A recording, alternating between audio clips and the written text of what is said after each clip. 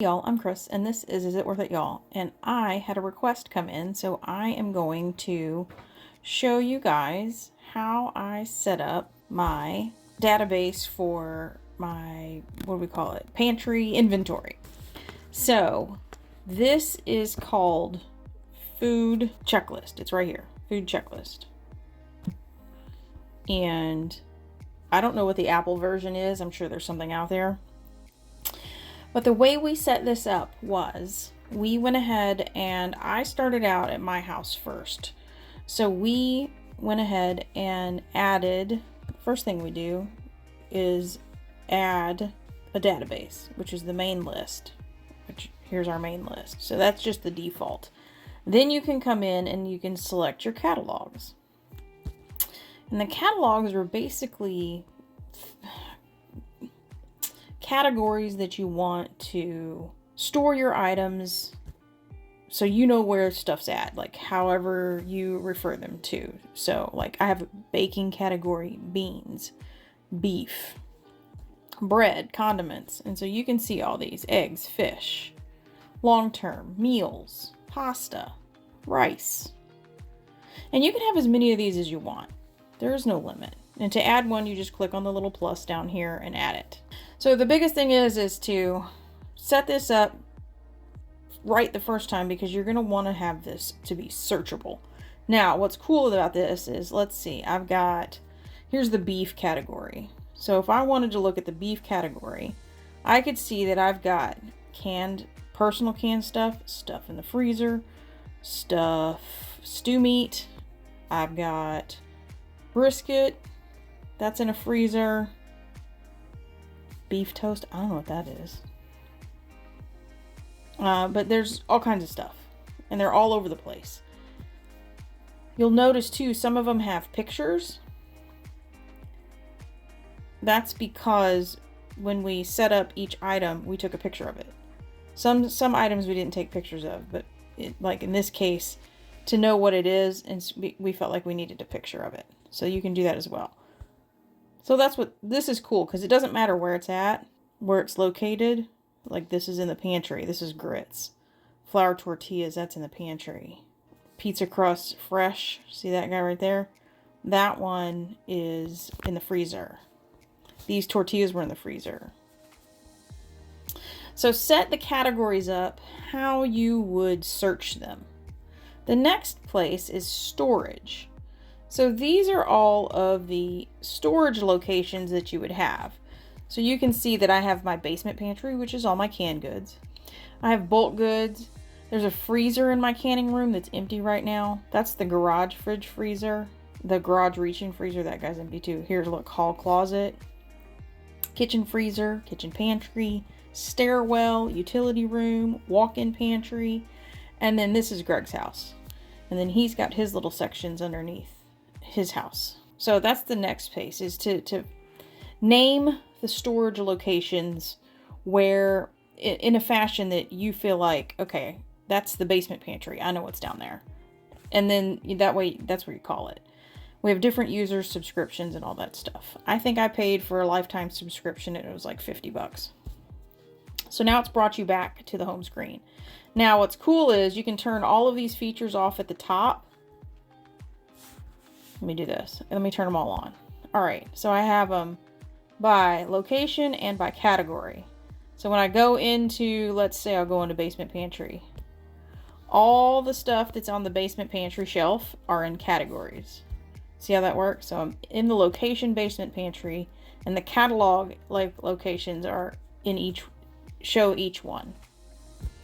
If I don't want to show, if I want to just see literally everything alphabetical order that's in the basement pantry, you turn that off and there's everything. A's, B's, C's.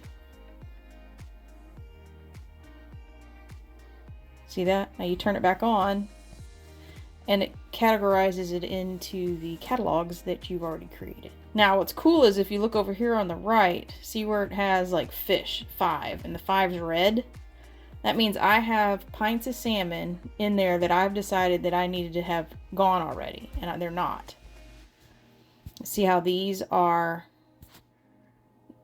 have any color to them? That means they're not technically expired. Here's the blackberry jam. Apparently there's 2 in there that I probably should have gotten rid of. Or I put my canned good dates 2 years, but I'll let it go 3. And that one's getting close, so we need to think about using the blackberry jam. But you can see these are highlighted because they're, quote, you don't see my air quotes, they're expired. So that's cool, because then it says, look, see, it's got, this one's got a yellow one. This is cool. The garage fridge freezer has 6 red, 1 yellow, 8 green. So for meals, I have got pork chops and rice in there apparently that I need to get rid of. And then stuffed mushroom, we're going to eat these in a couple days. But I see how it says it's got 2 days left, so that's the yellow, and it's getting real close, and I need to use the pork chops and rice. Here's and so that's the way it is for all of them. So you can, this is how it helps me plan, because I go look at all the red blocks and go, okay, what's red? What do we need to get rid of? I'm going to show you another feature real quick. I want to make sure you know how to add. So down at the bottom, you'll see add products in the bottom left corner, and then you'll see scan to add items, scan to remove, or search. What's cool is the majority of the time, if it's got a barcode, you can hit the scan. Now obviously you can't see it because it's not scanning anything, but this is actually going to scan a barcode to add it to your inventory, so you don't have to type all that information in. I try to scan every single barcode because I find that the inventory, or the database that this is attached to, is really huge. Let's go ahead and just add a product. Here's where you'll type the product name if it didn't find it on a barcode.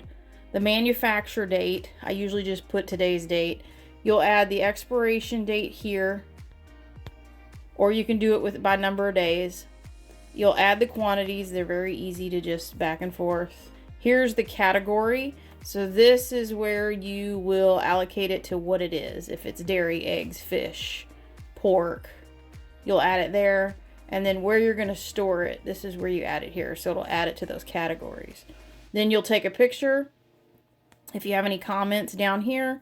What's also cool too with this software is you can do a minimum quantity. So when your quantity drops below a certain amount, it'll alert you or add it to, you have the ability to add to a list, so you can take this grocery shopping with you so you know how much it is.